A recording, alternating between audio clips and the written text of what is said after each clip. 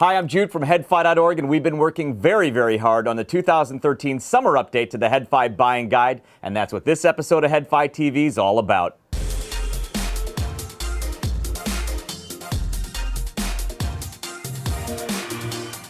So far, 2013 has been a really exciting year for high-end headphone audio and high-end personal audio. So there was a lot of cool new gear we were able to add to the headfi buying guide in the 2013 summer update. Now, obviously, we can't go over everything we added to the guide in this episode of headfi TV, but I thought we'd go over some of the highlights. One of my favorite headphones of all time is the Sennheiser HD800. And as much as I love it, I will have to say that finding a companion amplifier for it has been challenging. I have dozens of headphone amplifiers and probably only a handful of which I'd consider very good companions for the HD800. I think Sennheiser understood the challenge of finding a good amp for it and decided to come out with a couple of their own in response. They came out this year with the Sennheiser HDVA600 and the HDVD 800. Both use the same exact amplifier topology. It's a fully balanced headphone amplifier, and in the guide there's a little bit more detail about it in there. But the HDVD 800 adds 24-bit 192 kilohertz capable DAC to the mix, including USB input. So it's a fully balanced amplifier either way. Again, same amp either way, but with a DAC in the HDVD 800. I will say I've been using this system for quite a while now. They did it. They came out with a phenomenal companion to the HD800. I almost think of the two as a system now. This is the HDVD 800, and I think of this and the HD800 really as a system. So these two are almost always together now. So this is in the guide. Make sure to check it out. By the way, in case you're wondering why my Sennheiser HD800 looks absolutely nothing like your HD800, it's because I had mine custom colored into this gloss black and Sennheiser blue theme by Colorware. So that's why it looks the way it does. And I also have the Moon Audio Black Dragon cable that goes with it. I think they go together really beautifully. And you can find out more information at colorware.com, and then for the cable at moon-audio.com. While we're discussing Sennheiser, I wanted to talk about another Sennheiser product that was added to the guide in this update, and that's a Sennheiser IE800, which is their new flagship in-ear monitor, and this thing is fantastic. It's $1,000, so it's very expensive, and it's a universal fit in-ear monitor, and it uses a single dynamic driver per side, and a tiny one at that, at 7 millimeters. But despite the size of the driver, the sound from these things is really big.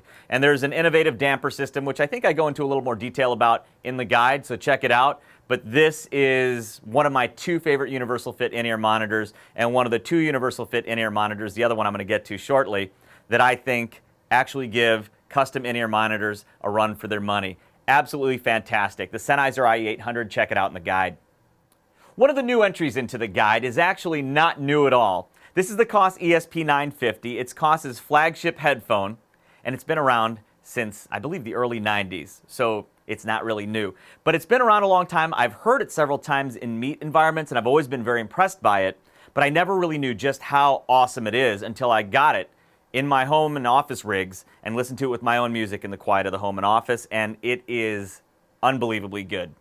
It's $1,000, and it's an electrostatic headphone, so keep that in mind. You're not just plugging it into your iPhone or into a normal headphone jack. You need a dedicated electrostatic headphone amplifier, and it happens to come with its own. It's the Koss E90, and together they're priced at about $1,000. And even at $1,000 at full retail, it's a remarkable bargain. Honestly, it's one of my favorite headphones. So give it a listen. Check it out in the guide. It's the Koss ESP950. It's a bargain at MSRP, but if you can find it for less, it's even better. One of the best overall values in the guide, in my opinion, is this here. And it's surprising, I think, to a lot of headfires for a couple reasons. Number one, it's wireless. And number two, this is the bass, this is the headphone. And number two, it's by Skullcandy. Now, I want you to understand something. And over the last couple years, Skullcandy has been getting very serious about the sound of their headphones. A lot of their top models are really working to make sound good. And I think the Player One may be the best example of that. This thing is one of the best wireless headphones I've heard. So no, it's not at the performance range of, say, the Sennheiser RS220, which remains, by a margin, the best wireless headphone I've ever heard. But it's one of the best wireless headphones that isn't the RS220 that I've heard. Yes, it's that good. So I use it for music, and I also use it for movies. Now I want to explain something, because you're going to be looking for this in the guide and not know where to find it. It's in the gaming headphone section, because it's actually a gaming headset. That's a microphone. Tilt up the microphone and it mutes the mic, by the way, and it's great for gaming. I've used it for it.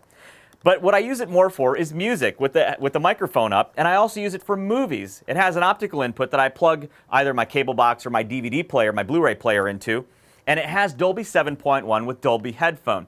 And the effects aren't completely out ahead. We're not talking a Smith realizer here, but there's enough out ahead cues going on when I'm watching movies late at night that I occasionally take off my headphone just to make sure the speakers aren't on. And again, with music, it sounds fantastic. It's $179, and it's one of the best wireless headphones I've yet heard, and that is the Skullcandy Player 1. Check it out in the gaming headset section.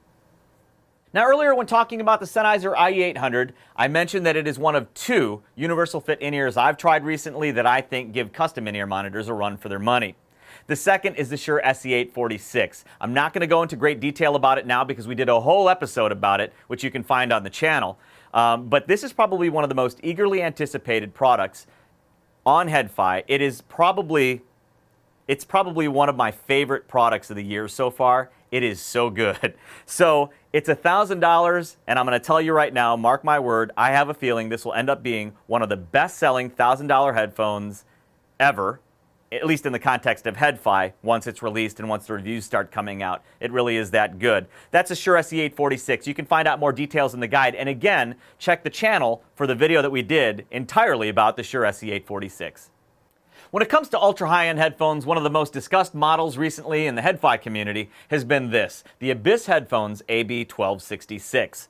It's a really unique planar-magnetic headphone, and one of the reasons it's discussed so much is because it's priced at $5,500, which makes it one of the most expensive, perhaps the most expensive current production headphone.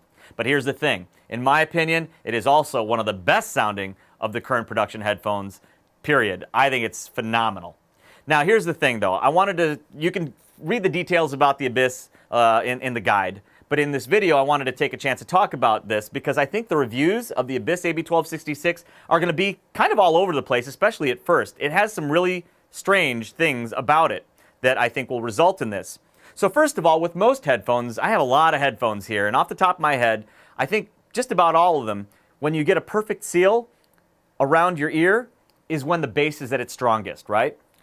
And that's what you're going to tend to do. You're going to put the Abyss on and you're going to adjust it to get the perfect seal. But if you do that with the Abyss, you actually decrease the perceived bass output.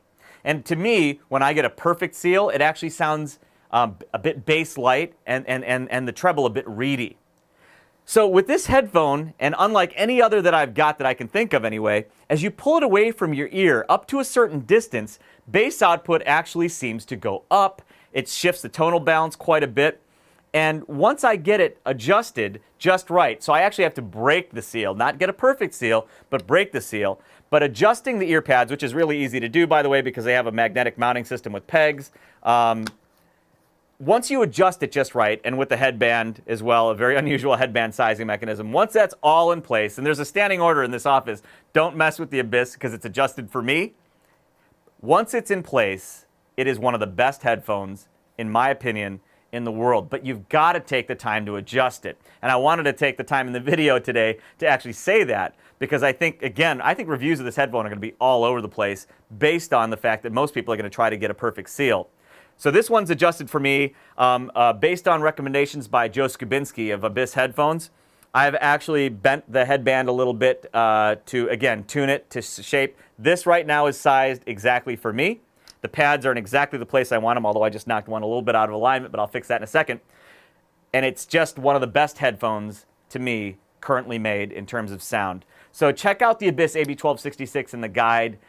It's $5,500, but it's stellar. One of the other products I wanted to feature in the video here, because I'm afraid it might fly under the radar in the guide itself, is this. This is the JH Audio JH13 Pro. Now, the reason I was afraid it might fly under the radar is because it's an update of the previous model, but they haven't changed its name. But since last October, they've been shipping this new updated version that they call Freak Phase with the JH13, JH16, and JH3A models. And Freak Phase, to put it simply, improves the phase performance substantially of the multi-armature flagship in-ears from JH Audio. And I had the previous version, JH13. It was one of my favorite custom in-ears, no doubt. But the Freak Phase version, the new version, is my favorite in-ear monitor, custom or universal fit, period.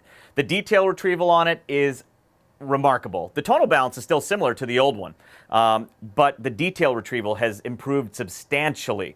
The soundstage has improved substantially in terms of accuracy and pinpoint placement, and it has to be given consideration if you're looking for a flagship in-ear monitor. So the models that are available with the Freak Phase implementation are the JH13 again, the JH16, and the JH3A. Make sure it doesn't fly under your radar. Look for it in the guide.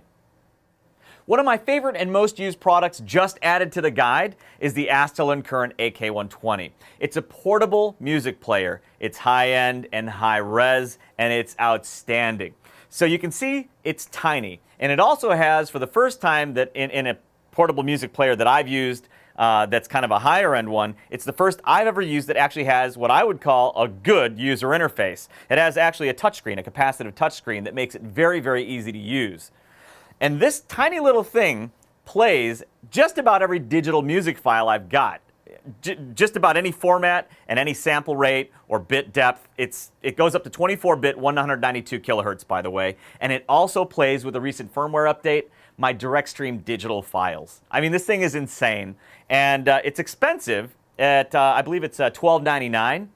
But I can't think of anything that packs so much functionality into such a small package at any price. So to me, at $12.99, it's totally worth it. And by the way, it can also be used as a USB DAC. I mean, this thing is ridiculous. And that's the Astell&Kern AK120. Oh, and by the way, lest you think that it was made by a company that has absolutely no experience in digital audio, it was actually, Astell&Kern is actually made by iRiver. And iRiver, I've been using iRiver media players since even before the iPod was around. So clearly they have the experience.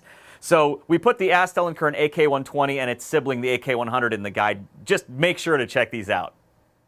Over the last couple of years, one of the most popular brands discussed in the headfi community is a company I'm embarrassed to admit I'm not sure how to pronounce. Their name is spelled F-I-I-O. I pronounce it FIO. I've heard others pronounce it FIO, but regardless of how it's pronounced, FIO is one of the most popular brands discussed on headfi because the stuff they make is so affordable.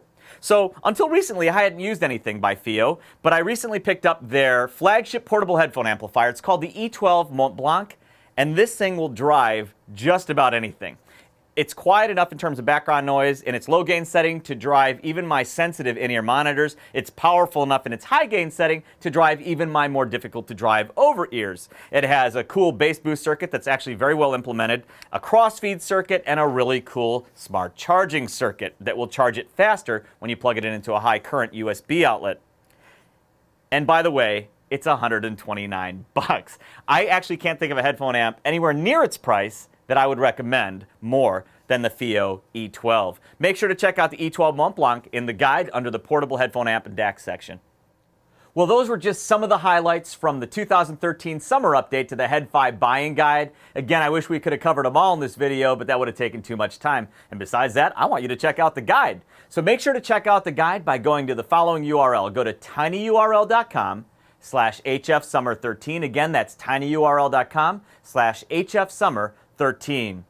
Thanks for watching. Make sure to check out the buying guide, and we'll see you soon.